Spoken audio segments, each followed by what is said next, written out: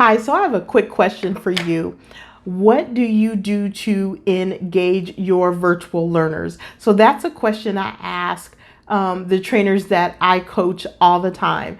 And they tell me things like, Lisa, I have activities, I have icebreakers, I use all of the virtual tools, I ask really great questions, I turn on the camera, and I'm thinking to myself, that is amazing.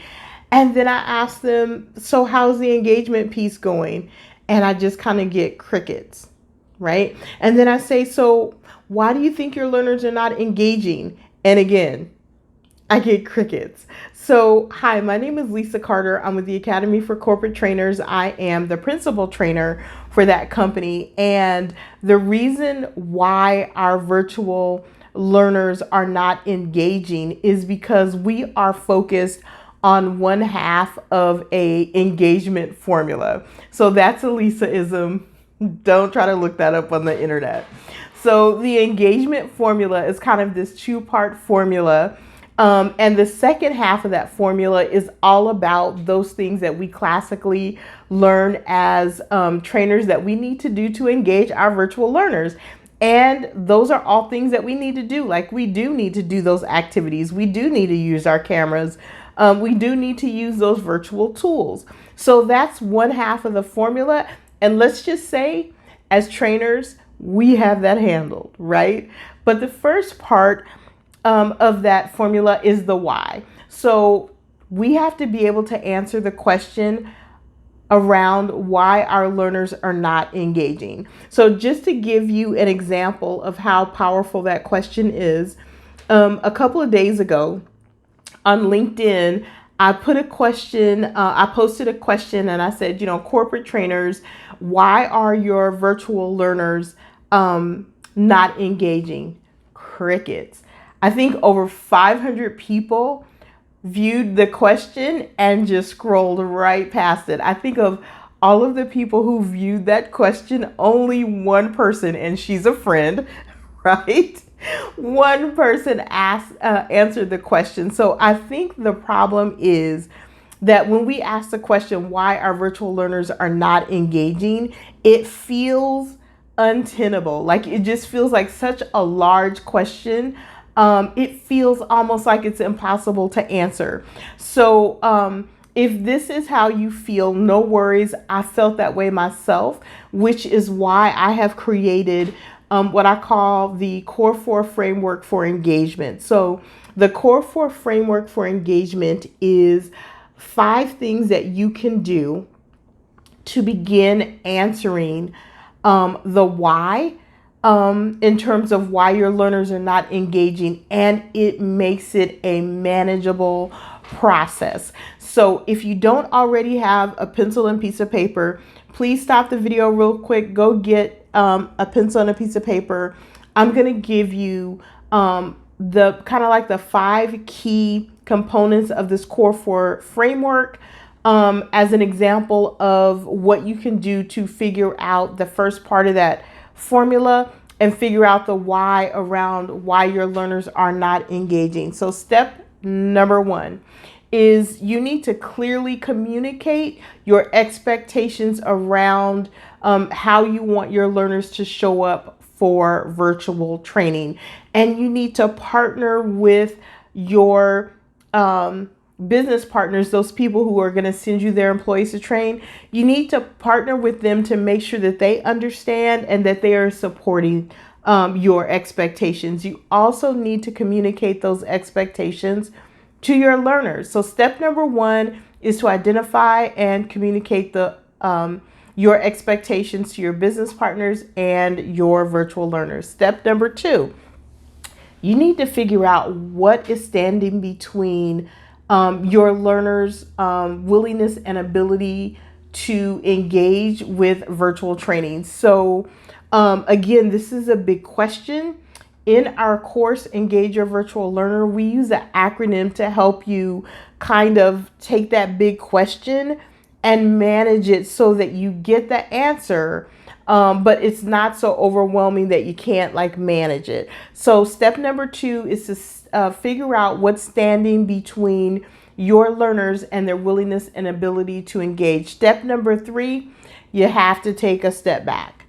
You have to take a step back and look at your training and figure out if there's anything happening in your training room or your virtual training room that is eroding the engagement that you've built, right? So to give you just a really quick example, if you've ever been in a training with someone and you saw them give some really harsh feedback to a learner, and you could just feel like, even in a virtual classroom, you can just feel like all the learners are like, ooh, I am not answering any more questions in this classroom. So step number 3 is to figure out what is eroding the positivity that you're building in your classroom. It's kind of one of those sneaky things that comes in and kind of can kill that engagement, and you don't even know it happened. So that's step number 3. Step number 4 is you have to have, and I need to emphasize this, you have to have a strategy to figure out the challenges and problems that your learners are facing in their role. And you have to figure out how you can connect that in training. And it can't be some pie in the sky connection. Like, you really have to nail the connection between the training and the problems and challenges that the learners are having in their role. So that is step number 4.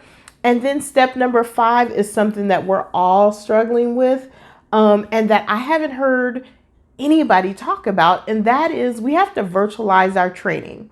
So if you've not heard the term virtualization, don't worry about it. It's not a big deal. It's not even a big thing.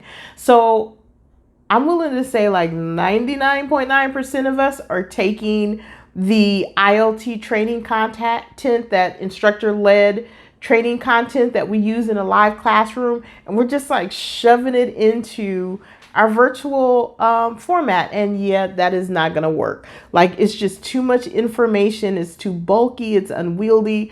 Like, it doesn't fit. So what we need to do is we need to take that ILT content and virtualize it by in 3 easy steps. So let me tell you what the steps are really quick. The first step is to identify key learning outcomes from within that ILT content, pull them out. The second step is to create key talking points that support those key learning outcomes. So that's step number 2. And then step number 3 plays into that second piece of the formula, which is to choose the right tools to build that participation within your classroom. So we're talking about, of course, the activities, the virtual tools, the camera, those types of things. So in a nutshell, virtualizing your training is really 3 easy steps. All you have to do is get in that ILT content and pull those three things out, and you're good to go. So those are 5 things that you can do today to really start building that engaging virtual training that I know that you want to facilitate. If you don't, that doesn't mean, so if you're unwilling to do that, and you just focus on the second piece of the formula, you'll never be able to really engage your virtual learners, because while you're doing your thing with the activities and the icebreakers and using the camera and all that, your learners have this whole other group of concerns and things that they're dealing with. And those things are not going to just go away. So before I wrap this video up, I want to just really quickly announce that our Engage Your Virtual Learner online class, online folks, is complete. It is 100% focused on helping you figure out the why in terms of your learners not engaging, and then giving you a tool that you can use to manage and figure out what that looks like, and then create solutions and action steps around building strategies to help your learners engage. So with that said, you know what I'm going to say next. Go out and have a great training week. Wait. There's one other thing I need to tell you before I forget. I'm going to send you an email in a couple of days, maybe a week, and it is going to have the details around the class. So please take a minute, look at that email. If you are ready to be as effective in that virtual classroom as you are in the live classrooms, please consider taking the course. I think you're going to really love it. And y'all, it is online, which means that you can work on it for a few minutes at the beginning of your day, go on with your day, come back the following day and do the same thing until you finish. And the last thing that I want to tell you about the course is that it is super easy. I worked over a year to make this training, so it's something that you are not having to bust your brain over. So with that said, I really am going to stop talking. Thank you for opening my next email, checking out the course. Reach out to me on LinkedIn, and again, go out, have a great training week, and I will see you soon. Thank you. Bye.